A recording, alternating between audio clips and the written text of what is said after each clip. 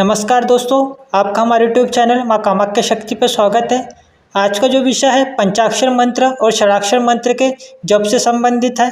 इस विषय में हम आपको गुरु से मंत्र कैसे लेना है तथा उसके जप करने की विधि क्या है, 5 प्रकार के जप कौन से हैं, उनकी महिमा क्या है और मंत्र जाप के लिए किन मालाओं का और कौन सी उंगलियों का उपयोग करना है और सारे नियमों का हम आपको जानकारी देंगे। तो वीडियो को अंत तक देखें, बीच में स्किप ना करें।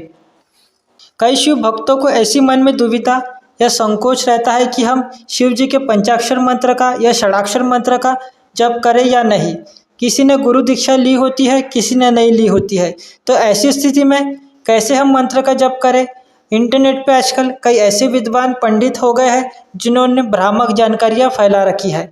कोई कहता है कि शिव मंत्रों का जाप हमें नहीं करना चाहिए, कोई कहता है करना चाहिए, कोई बोलता है गुरु दीक्षा के बिना नहीं करना चाहिए, कोई बोलता है गुरु दीक्षा लेके करनी चाहिए। तो ऐसी भ्रामक जानकारियों के बीच में हमें वेद और पुराणों को साक्षी मानना चाहिए। जो वेद पुराणों में लिखा गया है उसी को प्रमाण मानेंगे यहाँ पे। तो हम इसी विषय में शिव महापुराण में जो नियम और जो जानकारी दी गई है हम उसे आप तक पहुँचाएंगे। तो इसी विषय में एक बार माता पार्वती भगवान शिव से पूछती है, कलिकाल में जब सारा संसार धर्म से विमुख हो, पापमय अंधकार से आच्छादित हो जाएगा, वर्ण और आश्रम संबंधी सारे आचार नष्ट हो जाएंगे, धर्म संकट उपस्थित हो जाएगा, सबका अधिकार संदिग्ध, अनिश्चित और विपरीत हो जाएगा। उस समय उपदेश की परंपरा भी नष्ट हो जाएंगी और गुरु शिष्य की जो परंपरा है वो भी नष्ट होने लगेंगी। ऐसी परिस्थिति में आपके जो भक्त है किस उपाय से मुक्ति पा सकते हैं।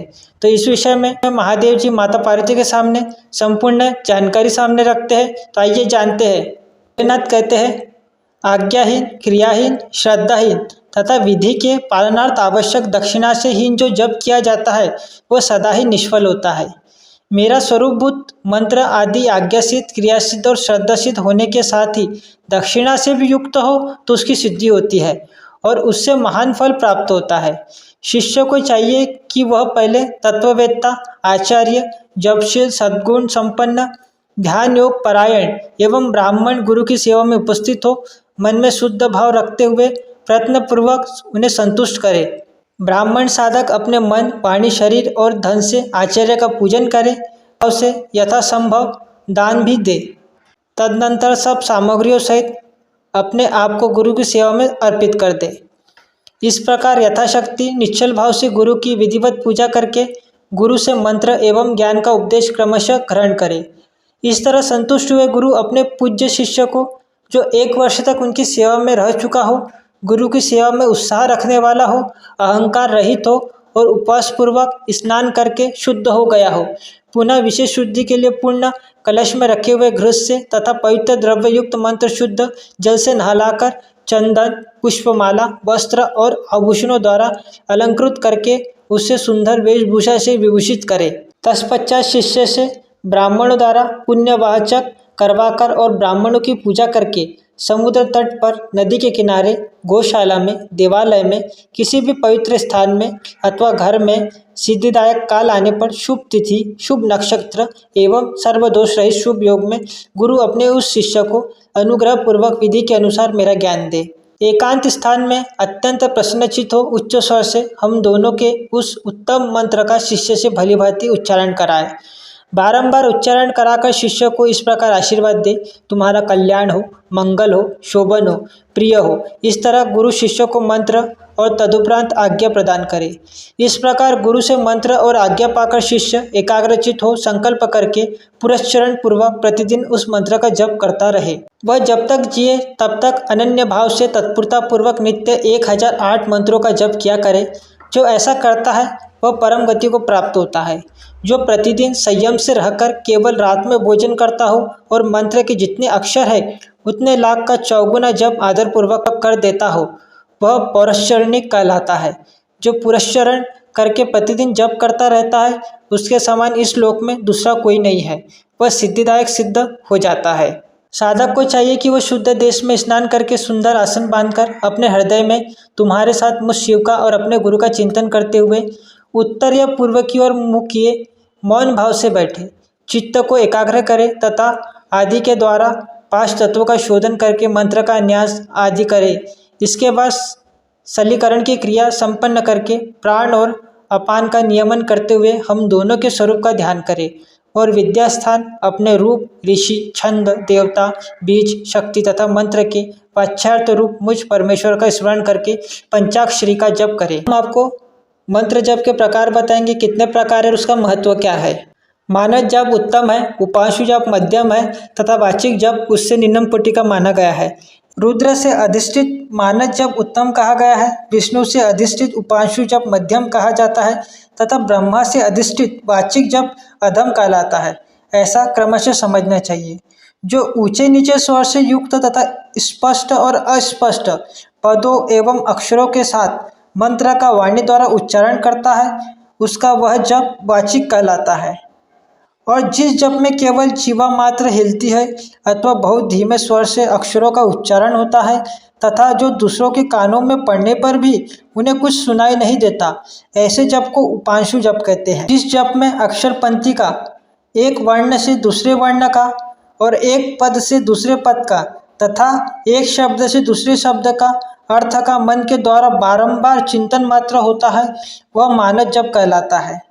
वाचिक जप 1 गुना ही फल देता है, उपांशु जप 100 गुना फल देने वाला बताया गया है और मानस जप का फल जो होता है वह सहस्त्र गुना कहा गया है, यानी हजारों गुना कहा गया है। तथा सगर्भ जप उससे 100 गुना अधिक फल देने वाला है प्राणायाम पूर्वक जो जप होता है उसे सगर्भ जप कहते हैं। अगर्भ जप में भी आदि और अंत में अगर प्राणायाम कर लेना सर्वश्रेष्ठ बताया गया है। बुद्धिमान साधक प्राणायाम करते समय 40 बार मंत्र का स्मरण कर ले।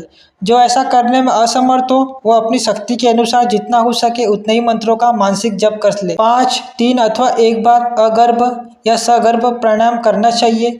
इन दोनों में सगर्भ प्राणायाम श्रेष्ठ माना गया है।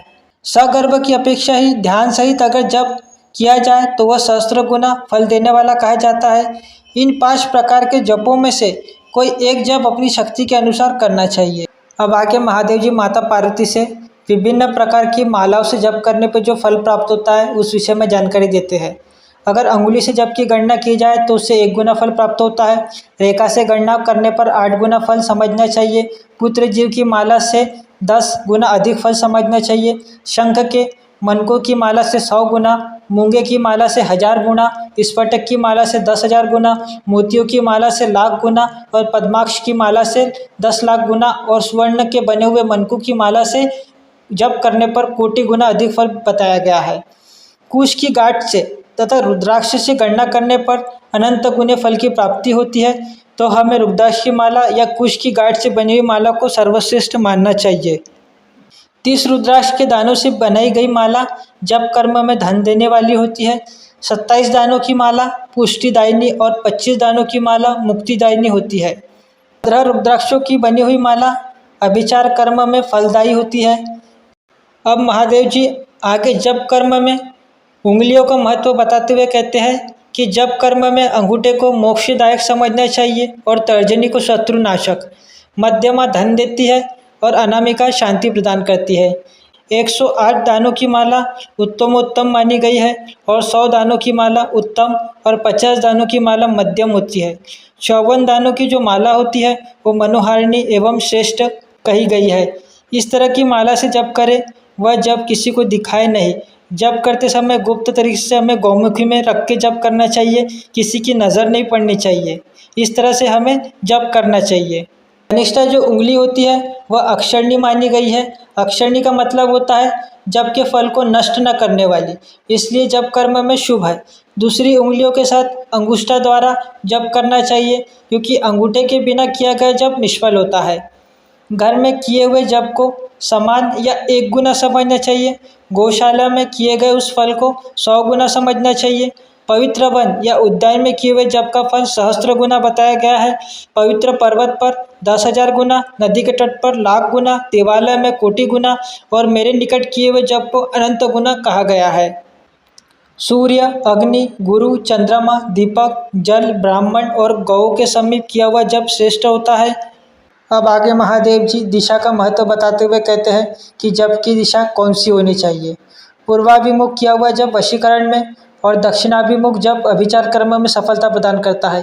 पश्चिम की ओर मुख करके किया हुआ जपल धनदायक मानना चाहिए और उत्तर की ओर मुख करके किया हुआ जप शांतिदायक होता है।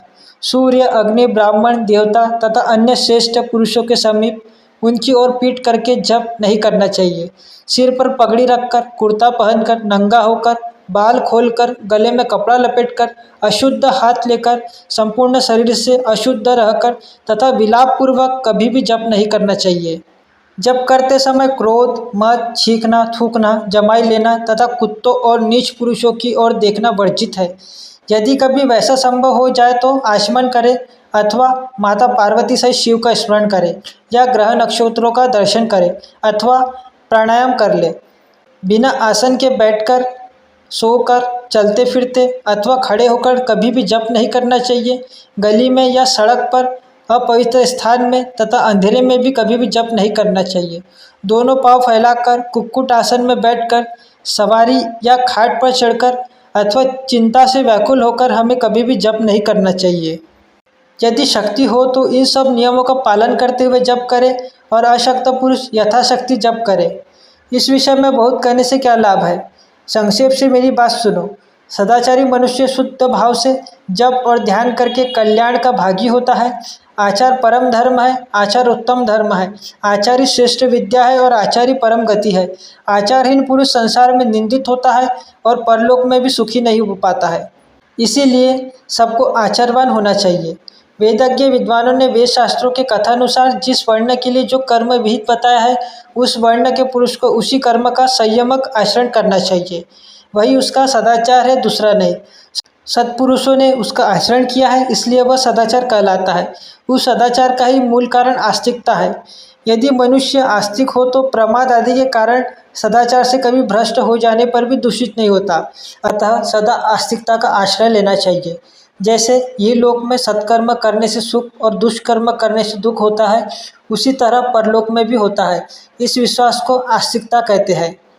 अत्यंत मूर्ख, मूढ़, पतित, मर्यादा रहित और नीच के लिए भी यह मंत्र निष्फल नहीं होता।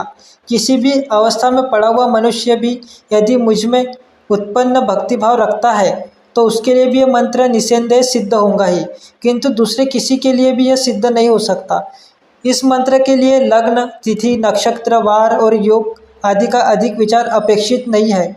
यह मंत्र कभी सुप्त नहीं होता, सदा जागृत ही रहता है। यह महामंत्र कभी किसी का शत्रु नहीं हो सकता। यह सदा सुसिद्ध, सिद्ध अथवा साध्य ही रहता है। सिद्ध गुरु के उपदेश से प्राप्त हुआ मंत्र सुसिद्ध कहलाता है। असिद्ध गुरु का भी दिया हुआ मंत्र सिद्ध ही कहा गया है। जो केवल परंपरा से प्राप्त हुआ है, किसी गुरु के उपदेश से नहीं मिला है, वह मंत्र साध्य होता है। जो मुझ में, मंत्र में तथा गुरु में अतिशय श्रद्धा रखने वाला है, उसको मिला हुआ मंत्र किसी गुरु के द्वारा साधित हो या असाधित हो, सिद्ध होकर ही रहता है। इसमें संशय नहीं करना चाहिए। इसलिए अधिकारी के दृष्टि से विघ्न युक्त होने वाले दूसरे मंत्रों को त्याग कर विद्वान पुरुष साक्षात परमा विद्या पंचाक्षरी का आश्रय ले। दूसरे मंत्रों के सिद्ध हो जाने से भी यह मंत्र सिद्ध नहीं होता, परंतु इस एक मंत्र के सिद्ध हो जाने पर दूसरे मंत्र सिद्ध अवश्य हो जाते हैं, ऐसा हमें जानना चाहिए। जैसे कि अन्य देवताओं के प्राप्त होने पर भी मैं प्राप्त नहीं होता, परंतु मेरे प्राप्त होने पर वे सब देवता प्राप्त हो जाते हैं। यही न्याय इन सब मंत्रों के लिए भी है। सब मंत्रों के जो दोष है वे इस मंत्र में संभव नहीं है, क्योंकि यह मंत्र जाति आदि की अपेक्षा न रखकर प्रभुत्व होता है। तथापि छोटे छोटे तुच्छ फलों के लिए सहसा इस मंत्र का विनियोग नहीं करना चाहिए, क्योंकि यह मंत्र महान फल देने वाला है। इस तरह से महादेव माता पार्वती से पंचाक्षर और षडाक्षर मंत्र की महिमा का वर्णन करते हैं और संपूर्ण जानकारी जप विधि, माला विधि, संपूर्ण नियम माता पार्वती से कहते हैं। हर शिव भक्तों को इन नियमों का और इस विधि का पालन करना चाहिए और शिव महापुराण को इस संदर्भ में श्रेष्ठ मानना चाहिए।